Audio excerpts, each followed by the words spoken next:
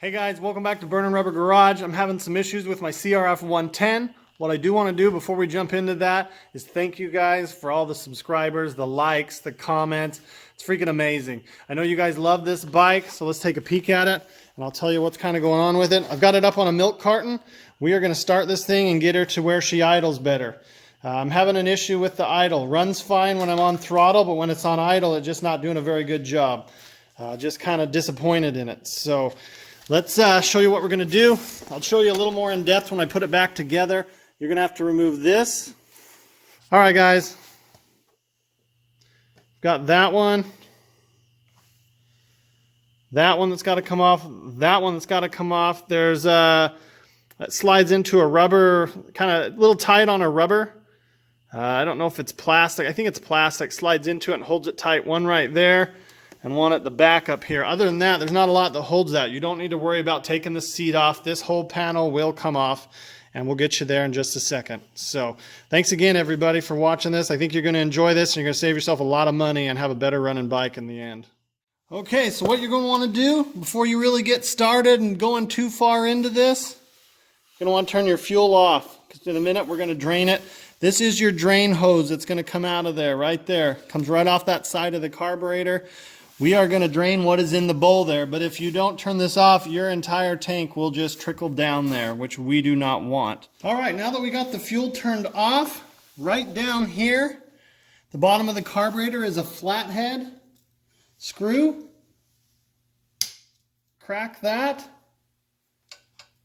and that will let all the gas out of the carburetor through that tube I showed you on the other side.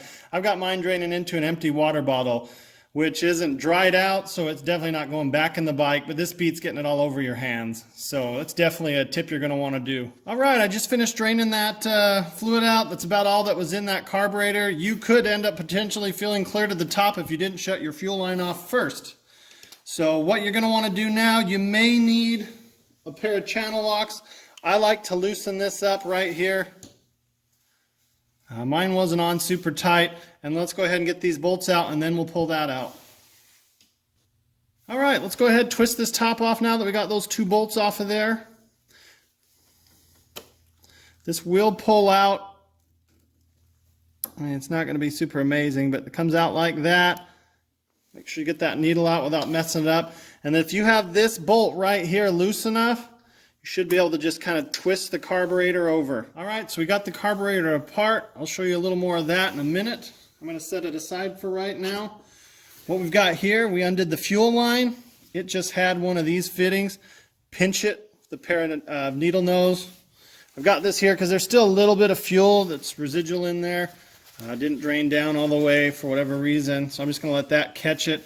And then it looks like just a little breather tube that went on the side of the carburetor as well. Again, on that one, just pinch it. It'll go right on or come right off, either way, whatever step you're on. Let's go over here and take a look at that carburetor. Okay, so now we got the carburetor out. That's where your fuel went in. There's your breather. There's the blocks I was talking about that help secure it. There's no welded nut or anything. They're just a set of blocks in there. It seems like they're in there pretty good. There is your choke.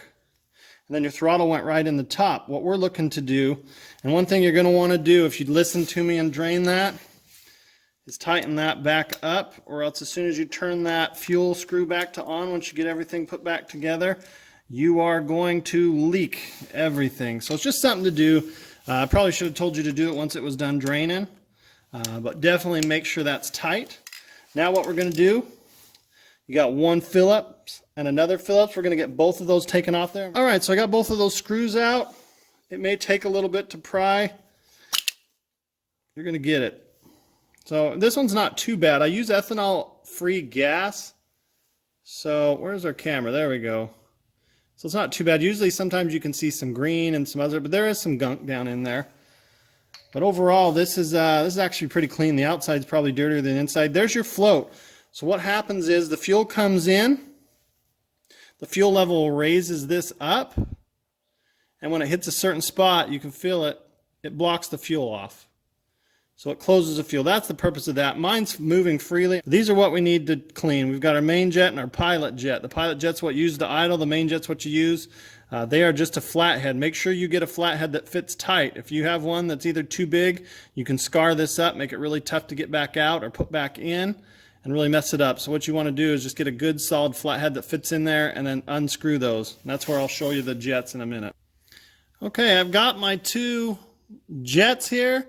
I really don't think you'll be able to see through them because they're kind of clogged. Smaller one's your pilot. This one right here is your main. You should be able to hold those up to your eye and look through them and see light on the other side. This one I'm not able to very well. That's the pilot, but when it's running, it does good. So this is probably the issue with me not idling, but while I've got it here, I'm going to clean that. One thing I did want to do, is I know some people will be like, well, you did all that work. Why didn't you just pull this out and show us? So I'm going to show you. Pull that pin. This will lift right out. So that comes right out of there. This is what blocks that off. That goes right in here.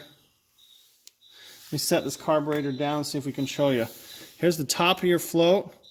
This goes right in that little groove right there. Right there. And it will just hang there freely. That's its job, is to hang there. As it goes down, it lets fuel out, and then it comes back up. It goes like that and closes it off. So if this is your first time doing this, you got this. Don't worry, we'll get you through it. Make sure you line that silver in there. Get it going right there. Grab your pin. Take your pin, make sure you can get it all lined back up nice. Put it back through. So now we've got this. It should hang and flow freely. And then as the fuel comes in, that plunger right there that we put in there and I showed you, sorry, that plunger right there that we put in and I showed you, goes up and blocks it off. And as soon as it comes down, lets a little out, and if you're really on it and it's drinking a lot, it's going to go all the way open and just let it fill back up. Or for the first time, I mean, it'll be hanging down like this. The fuel may have evaporated out of the carburetor. And then once it fills up, it'll go up and shut off. So let me show you how I clean these jets. All right, so just grab a carb cleaner, any brand you want. I got Gum Out because it was 2 for $6 or something like that. I've been known to use Walmart brand. Whatever it is, it'll work. Make sure you do not get it in your eye. I'm using the bottom of a water bottle. Just took a blade to it, cut it. I usually have a bowl, but I do not have one down here. It's the first carb I've cleaned in this shop. Usually carbs get cleaned at my house, so fill that up a little bit. You are going to use quite a bit here. It does get pretty cold. Just make sure you do not splash your eye. Take the time to get that filled. All right, so now that we got that filled up enough, drop those in. Hopefully you guys can see that. Just drop them in there, let them soak. Make sure they're covered. I like to do the last little bit there so I can hit them with a little bit of pressure. What you're going to want to do now is take this out and hose it down. So let's go. All right, be careful not to lose that pin right there. You do not want to lose these little parts here. With that being said, let's take this out. Let's clean it. You want to get everything out of this that you can right now so that it doesn't get back in there. Make sure you spray in there, spray all the holes, everything. Spray in your fuel. With that, it's kind of self-explanatory. I'll let you do the rest on that, and then we'll start assembling this back together after we clean the jets. Okay, this is something you have laying around or you can buy. Mine's kind of just been sitting around. I don't think it's cleaned many barbecues, but if you take your needle nose and you pull out one of them, or it's not going to want to focus on that little wire, but you pull out one of these bristles, that will be perfect to run through these jets. Once you have your bristle, they do make tools like that.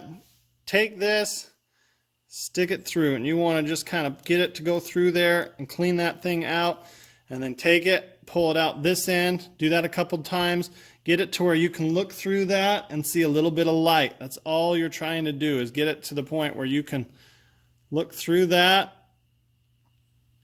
and see a little bit of light. There we go. You can see just a little bit there. That's what you want to see. So I'm going to do the other jet real quick. You can also take the nozzle of your carb cleaner. Let's get that to focus again. You can also take the nozzle of your carb cleaner and put that tube in there. Make sure it's not going to get you in the face. Spray through there and that will blow out some more crap. So take this, run it through back and forth a couple times. I like to put a little pressure on that with my finger like that and pull it through different angles so that the metal rubs against it and pulls junk out. And after I'm done with that, I'll take and hit that again with the carb cleaner. I'll put the little red tip right through there and spray it. Just make sure you don't get yourself in the eye. I actually had to on this, grab it with this and push it in. Just grab little bits and pieces, push it in. Then flip it around, grab it, pull it through. Now I should be able to see daylight through this guy, but this is going to be a very small pinhole, so you're going to have to hold it up to a light or something like that to get that. So let's go ahead. I'm going to spray these out real quick, and then we'll put it all back together. All right, so let's go ahead and get these back in. Smaller jet goes over here. I like to put them in by hand. Grab this other one out of the soaker. Make sure you can look through it still. I can see a nice little hole there. Stick this guy in right here. Then take your flathead and tighten them both down. And then what we're going to do after that, and I'll try and do it, might be a speed up process. We're going to put those the bowl back on and then the 2 screws. So let me tighten these down, and I'll show you how to put the bowl on. All right, so we've got this here. You want to take the bowl, make sure you got your gasket around the outside there. Set this on it. It's really not too crazy to get going. This goes on the same side as the fuel does. Let me find my 2 little screws here. One right there. Put them in. I like to get stuff started on one on each side started, so that way I know it's going to go in. Then grab your Phillips, tighten those down, and we'll get this thing reassembled. All right, let's get this carburetor back through. Let's take this drain line, send it back through over there. Let's get this guy right here on. Pull that back. You got to go down a little bit. And this should go right over the top. It's probably going to be a little bit tricky, but you'll get it. Let's take this right here, set it right down on top. There's a little groove that has to match up with. Put it down and in. Get that guy. Do not strip these.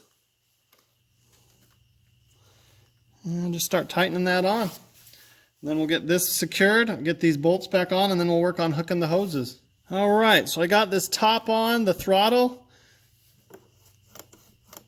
Working very nicely. There's a groove on the side. It's on the far side on this bike that you'll see a channel in the actual throttle that goes down. Slide it right down that. Get this intake back on. And then let's get these bolts back on in the front here.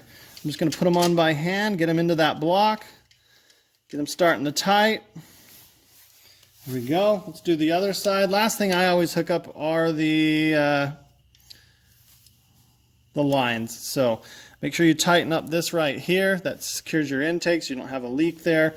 This guy is tight. You do not need to wrench that down or grab vice grips or channel locks, anything like that, which I've seen people do. You will start to chunk that out. It may get it on too tight. It won't come back off. So that's definitely not what you want to do. So let me get this other bolt in that far side, and then I'll hook the choke back up. All right, so I went ahead, got that breather hooked up, best done from the other side, and then the fuel line also best done from the other side. Turn that fuel to on before you get this plastic put back on. Make sure it doesn't leak. You could even start the bike if you wanted to at this point. What I'm going to do now, grab my plastics. So put this bolt right up there in.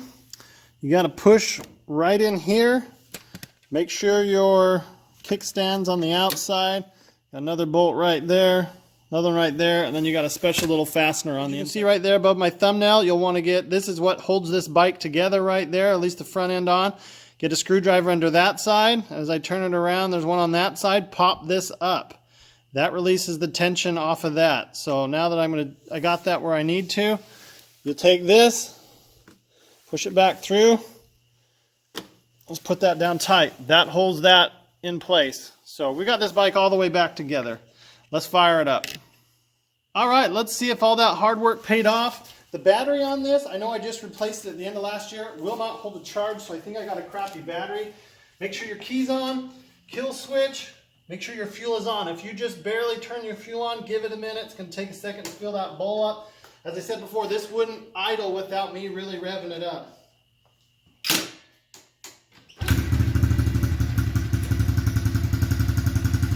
That's pretty good for no choke. We got really good throttle response.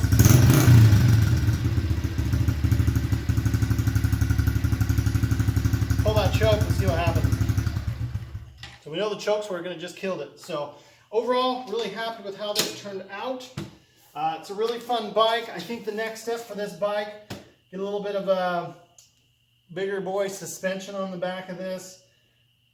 Probably change the gearing a little bit. I'd like it to have a little more top end. It doesn't really need any more low end, but I'd like to see what kind of speed we can hit with it.